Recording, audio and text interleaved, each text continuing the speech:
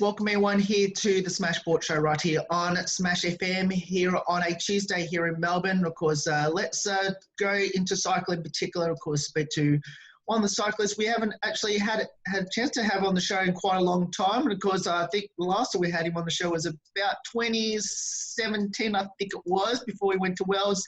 And of course, he's from the Brunswick Cycling Club. Of course, his name is Luke. He joins us right now. Thanks, Luke, for joining us. Thanks, Will. Good to be here, mate. Yeah, it's been quite a while since I've been on. I think we're in the Brunswick club rooms, like you said, before Worlds in 2017. So it's been ages. So really good to be back. No worries. Well, tell us, obviously with the current situation everyone's in right now, what have you been doing to sort of still keep that fitness going, heading to hopefully resumption of some sort of cycling events in 2020? Yeah, so I've come back to Melbourne to be with my family. So returned from Adelaide where the AIS is based. So it's been really, really good for me to be back here with the family. And yeah, it looks like there's going to be a bit of normality soon. And so the calendar's been released. So hopefully we can get racing in about end of September.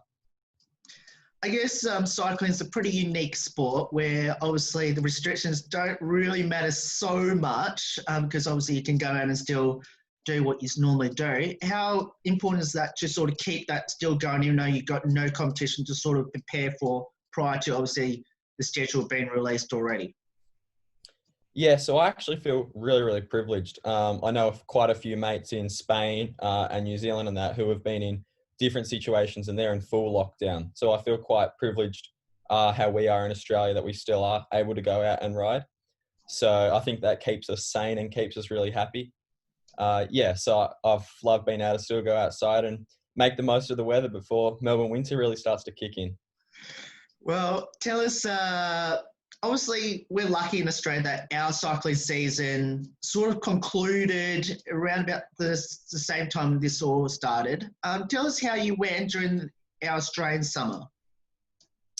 Yeah, so towards the end of last year, we had the track season, and then starting in January is where the Aussie Road Summer starts.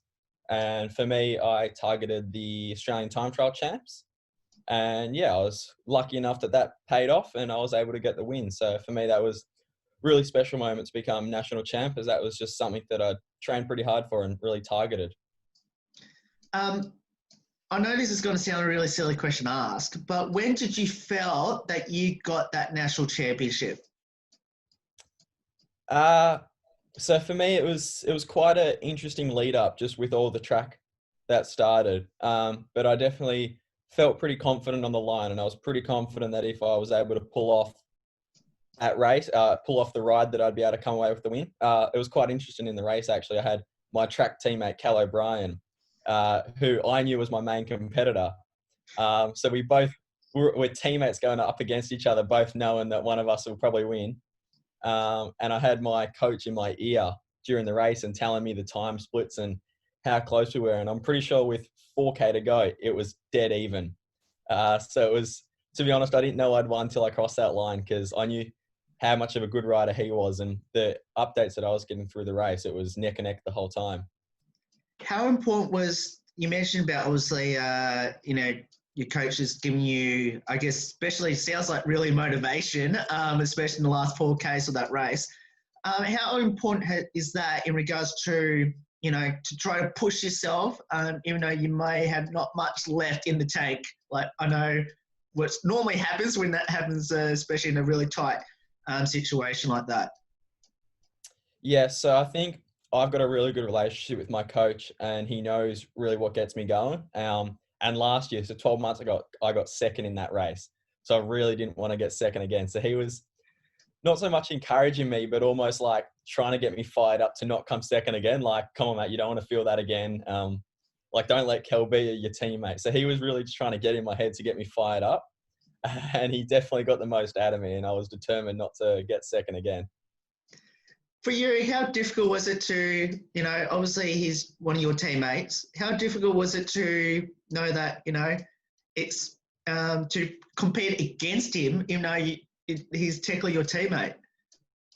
Yeah, so it's quite interesting considering we train together and we both know each other's strengths and weaknesses. But for me, it's if I couldn't win, I'd want him to win. and vice versa. So it was, as soon as the race finished, look, we gave each other a hug and we spoke the whole time, and we get along really, really well. And that's the best part about the culture. And it was actually quite similar in the road race. One of my ex-teammates in Jared, so he won the road race. And for me, I was almost as happy to see him win as if it was me. I think you get a really good appreciation for how hard someone trains and the dedication they put in for a race. So, and I live with Jared. So for me, I really got to, it felt like a win for both of us because I was really stoked for him. And yeah, like I said, if I couldn't win, I'd want one of my teammates to win. So yeah, I was really happy. Now, as we mentioned at the intro, 2017 was the last time we had you on the show. Obviously with yourself, Sarah and Kat. I guess, do you still keep in touch with those two in particular since we last had all three on the show? Yeah, so I speak to Kat almost daily. I get along with her really, really well. So it's quite interesting. Since last time we spoke, we all lived in Melbourne and all went down to Brunswick every week. But since then, I live in Adelaide, Kat lives in Switzerland, and don't quote me on where Sarah lives, but it's somewhere in Europe. I want to say Italy, but I don't know for sure. But yeah, so we've all gone our separate ways and split up and yeah, riding all over the world for different either professional teams or track teams. But yeah, I still keep in contact with Sarah a fair bit, but yeah, I speak to Kat almost daily and we've got a great relationship. And I'm actually heading over to Switzerland, hopefully in September for the Road World Championships. And that's where Kat lives. So I'll be able to catch up and stay with her for a few weeks. Now, obviously, the restrictions made it a little bit easier for people to get down to the Brunswick Velodrome. I know there was pretty good excitement down there last week when obviously the restrictions happened. I guess how important is that to have now to make it a little bit easier for especially those normal races down at Brunswick? Yeah, it's been quite a while since we've been able to go down to Brunswick, and I think for everyone, it was quite strange not having that weekly catch up and training with everyone. So it was definitely quite a difference, and the work that Cam and Dave did to be able to get us back there was awesome. And I think everyone was just excited to be back and training hard again with each other. So, and yeah, this week will be the second week, and hopefully each week the restrictions ease a bit more, and we can get more and more people down there. For you, since we last had you in 2017, tell us a bit about the journey in the last 3 years since we last had you. Yeah, so when we last spoke, I was still based in Melbourne and I hadn't headed off to Worlds yet. So since then, I raced Junior Worlds on the track and road. I was lucky enough to get 2 rainbow jerseys, 2 world titles on the track, and then a silver on the road. So for me, that was really, really special and the best memories I've ever had. And as soon as I returned from Worlds that year, I moved to Adelaide and based myself over there with the Olympic team. Yeah, so since then I've pretty much been based in Adelaide, trained with the Olympic team and raced a fair few races and gone over to Europe in the last couple of years to do a bit over there. But yeah, so since then I've been in Adelaide with the Olympic team and lucky enough a couple months ago to get selected for the Olympics. So, and that was on the back of the world titles we just had in February. So it's been a really, really hectic couple of years since we last spoke and so much has happened. Have you had a chance to reflect on what you've achieved since now, obviously with no competition at the moment? It's been the first time I've been able to step back and have a break. I think since we last spoke, so much has happened, so on, and everything just keeps flowing on. It's like one race, all right, let's go to the next one. Let's go to the next one. So everything happened really, really quickly. So yeah, I haven't been able to reflect till now. So it's been quite awesome to have a think back and see what I have done. But the breaks also made me more motivated and determined than ever. And I can't wait to get back to racing and hopefully get some more results. Now, for anyone that missed out on the interview back in 2017, tell us, how did you get involved in cycling and what made you decide to go on the bike? Yeah, so I used to be a footy and cricket player, and cycling was a bit of cross-training for fitness, but also just wanting to hang out with Dad and go for coffee shop rides and get some brekkie. And then from there, I picked up a bike and went down to Brunswick and, yeah, started doing their clinics and their training and fell in love with it, with being able to hang out with all the mates and Cam and Dave and just having a whole lot of fun. And did that for a few years while playing cricket and footy. And then up until it when under 19s came around, that was when I really, really wanted to make cycling my career. And that's when I got focused. So, yeah.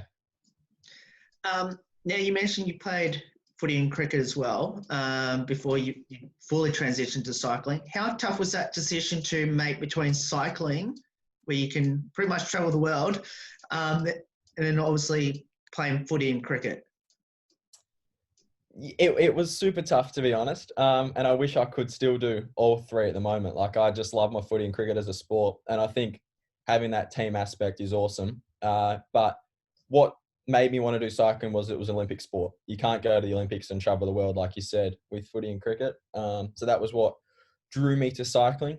And yeah, since then, think I've learned how much of a team culture there is in cycling. So that's what I do love about it. And yeah, I've gone to Berlin this year, Spain last year, New Zealand, Italy, all over the world. So it's been awesome to do what you love and travel over the world. Now, we mentioned about what you've achieved in the 3 years since we last had you. Is there any other highlights overall that you've achieved that really stands out to you? Look, I think for me, the biggest goal I've ever had in my life is to go to the games. So when I got the call up a couple months ago to say that I was selected for Tokyo, I was pretty ecstatic and wanted to work towards that. And now we've got another 13, 14 months to go. But that's definitely the biggest highlight of my life that I've ever achieved. And I can't wait to be over there next year. Now, you mentioned about that. Obviously, it's been a bit of a blessing in disguise that you got another 12 to 14 months to prepare for it. But when you mentioned when you got selected for that, what did that mean to you? But most importantly, what did that mean more to the Brunswick Cycling Club and how much they've helped you? Yeah, for sure. Brunswick's such a huge culture, and I used to go down there 2 or 3 times a week, so they've been there every step of the way. And we've got a big scoreboard or names list in the club of track champions, road champions, and then also representatives at Com Games or Olympics. And that's always been something that I've aspired to be. It's not a massive list, but there's still a fair few there, so it's pretty awesome to see everyone from Brunswick.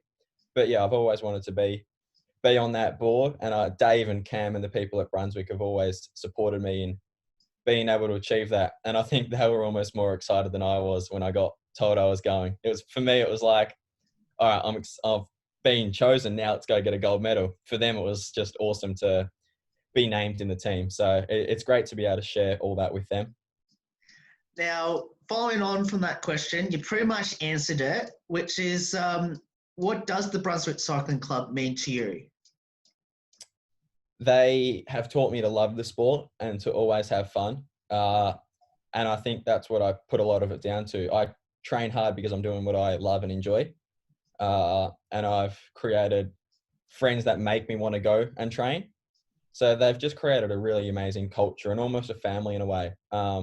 And for me, have really taught me what cycling is about. And that's almost then led to me being able to train even harder because I'm doing what I love. So that's definitely what I've been brought up to do. And yeah, I love going around behind the motorbike on a Thursday night and yeah, with everyone. And we get to train hard and then have a snag and a sausage and barbecue afterwards. Now, most of our listeners know 3 female cyclists from Brunswick, which you would know fairly well. We've mentioned 2 of them already. Obviously, Sarah Catalina, obviously Elizabeth Naspen, who's currently over in Europe as well. Tell us each of the 3 cyclists and how special they've been. Yeah, so she's amazing. She's done everything you could do to this age. She's won world titles on the track and she's now over in Europe and a pro on the road. So she's living the absolute life and she'll be a future champ. Catalina is a year younger. So she's doing heaps. Like for her to be over in Switzerland with the UCI and she'll be going to Worlds this year and she's almost racing the same races as Sarah. So she's awesome and she's got a huge career on the track now because Sarah's specialised to the road, but Kat's doing both. And hopefully Kat can go to the Tokyo Games or if not, be there in Paris in 4 years' time. And Ali's also chilling over in, I want to say Holland, Netherlands, somewhere over there. Yep. Sittard maybe, but yeah. So she's gone over there for the year and sounds like she's loving it and having a really, really good time and learning so much about herself and the world. And I think she's done well to be over there by herself during this Corona period. And speaking to her now that it's slowly starting to die down, she's loving being outside and hopefully can start to race and experience the European lifestyle. Now, considering now you've reflected on what you've achieved. Now, obviously, I'm assuming that you've reset your new goals during this break. What are now your short and long-term goals? Yeah, so obviously the number one goal is Tokyo next year, but being so far away, it's hard to have a goal for 16 months.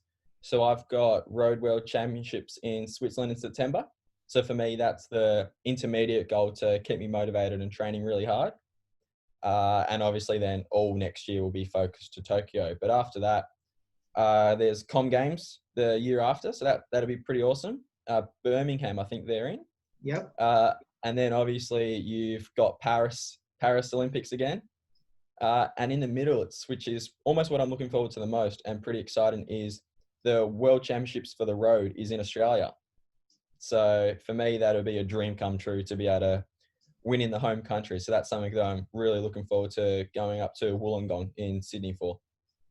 Now, you mentioned about the World Championships. Obviously, I think it's probably one of the first times it's happened in Australia for quite a while. How important is that to, especially cycling in Australia, to have a World Championship where all the best of the cycling world come into our country? Yeah, it's going to be absolutely amazing. And the courses they've chose along the coast of New South Wales is going to be a great way to showcase the country.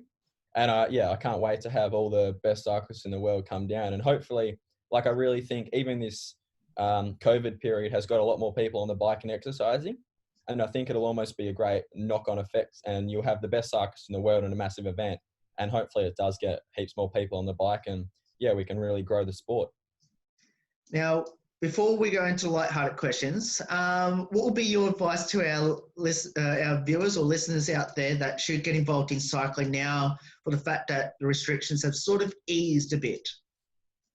Yeah, so almost like I was saying, you make the greatest friends you can ever make. And it's awesome just to be able to go out and exercise with your mates, go to coffee shops, get something to eat. And then look, if you get to pursue it as a career, you get to travel all over the world.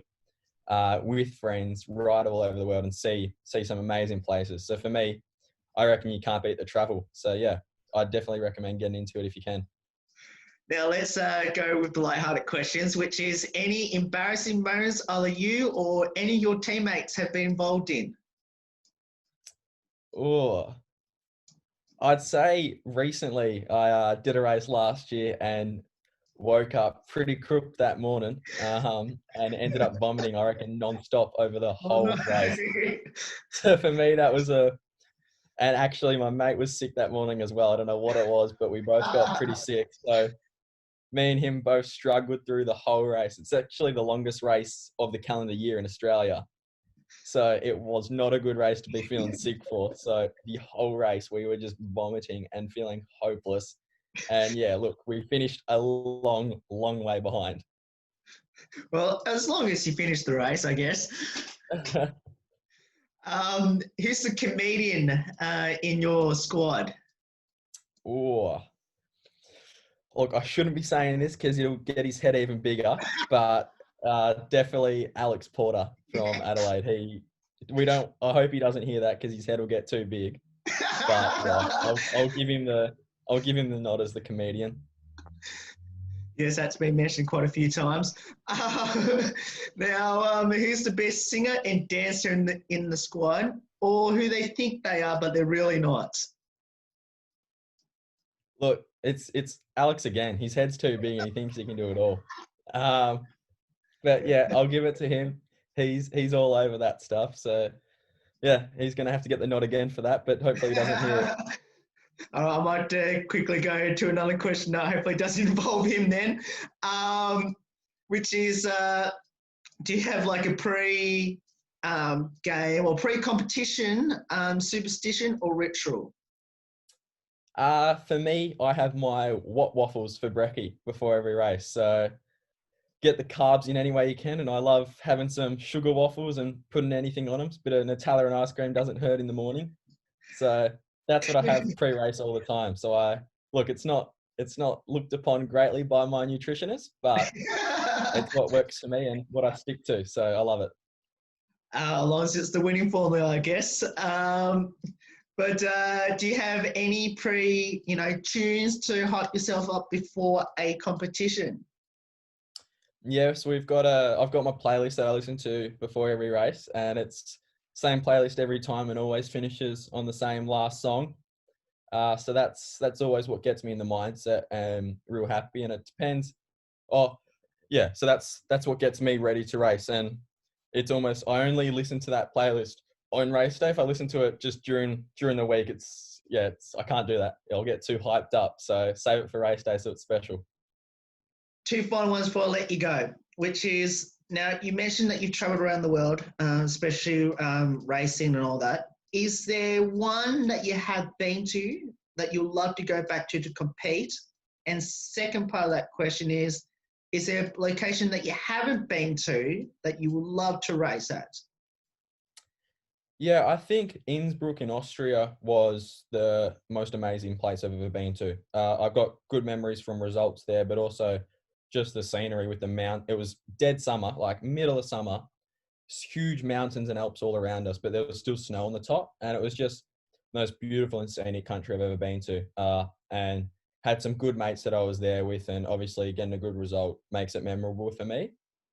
Um, and place that I'd love to race at or dream of. Yeah, I don't really have one. Like I can't wait to be able to travel to heaps of places in the world. If there was one race I would do, it would be Paris-Roubaix or something like that in Paris on the cobbles.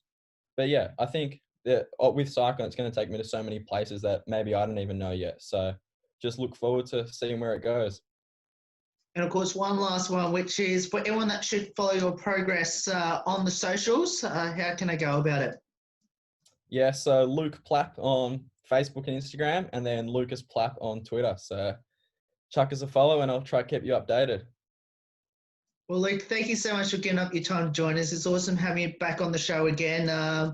Best of luck. Obviously, especially the preparations for obviously the Worlds coming up, and as well as the Tokyo Olympic Games, as you mentioned, in 2021. And let's hope all goes well for you again, and obviously continue that amazing form that you had prior to the COVID situation.